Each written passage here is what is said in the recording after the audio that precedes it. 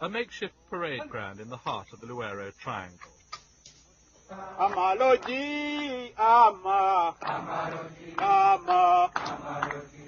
Ugandan government dismisses these rebels as bandits.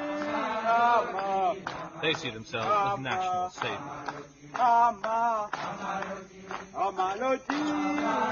4 years ago, this man, Museveni, led 27 disaffected soldiers into the bush.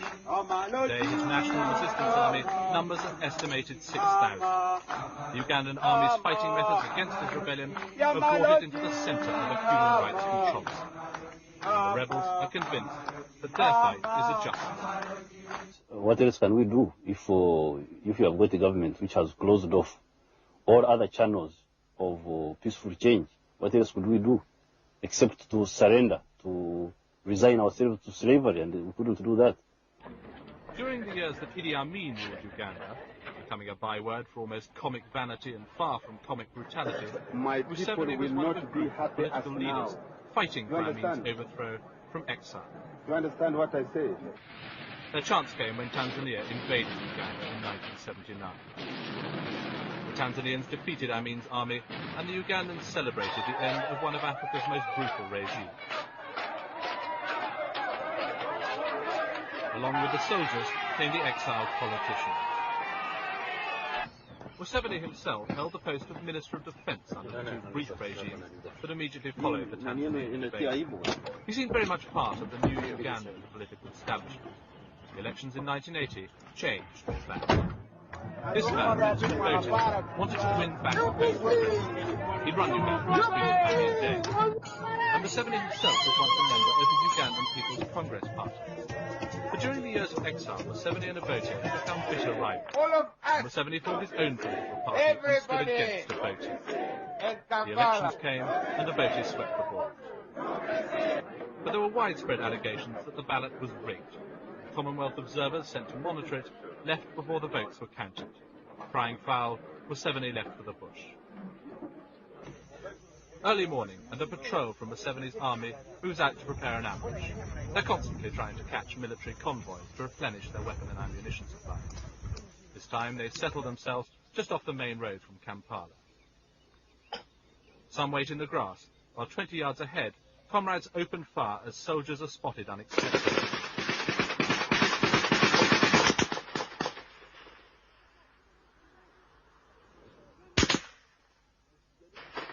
Smoke from a grenade rises. Two government soldiers have stumbled into the ambush by accident, travelling along a track off the main road.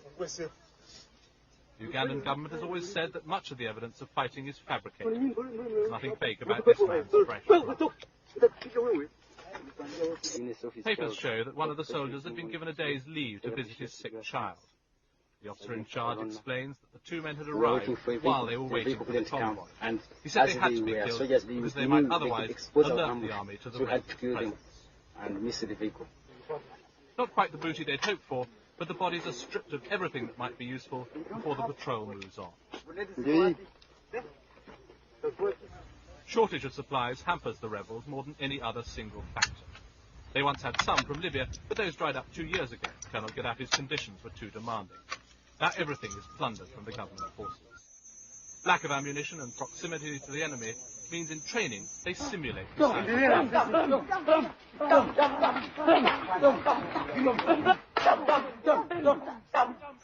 far cry from the sort of training the officer in charge will have gone through. He was at the Mons military training school in Britain. Just as rigorous as the military training is the troops' political education. A crash course in political science, the movement espouses an old-fashioned mixed economy, and a thorough grounding in modern Ugandan history, or at least the rebel leadership's version of what's happened since independence and what part Obote has played. Because Obote did not value self-determination. He valued the education of the people of the North. And in fact, it did not mean the people of the North, it meant himself. The National Resistance Movement is a nationalist organization. It is a nationalist in the sense that it is fighting for the aims of the whole country and not for aims of a section of the country. Secondly, the National Resistance Movement is a democratic movement. is a movement which is fighting for democracy. Like this 14-year-old, many have joined the movement because they say they or their families have been ill-treated by the government troops. Speaking through an interpreter, the child said he'd seen his mother hacked to pieces with a machete by government soldiers. And there are a number of army deserters who claim to have been sickened by what they were ordered to do while they were serving in the army. We went on operation in Arua district, whereby an operation commander ordered the soldiers, the troops, to kill, smash everything they find in the operation area. Government troops in training. The authorities point out that they've been faced with the problem of rebuilding a disciplined and controllable army in the wake of the chaos left by Amin's fall. First, they had the help of a Commonwealth team, and there's still a small contingent of British troops training them now. But the people of the Luwero Triangle say it isn't working. The rebels showed these skeletons as evidence of what the government forces have been doing. They said a village of civilians friendly to the rebels had been wiped out.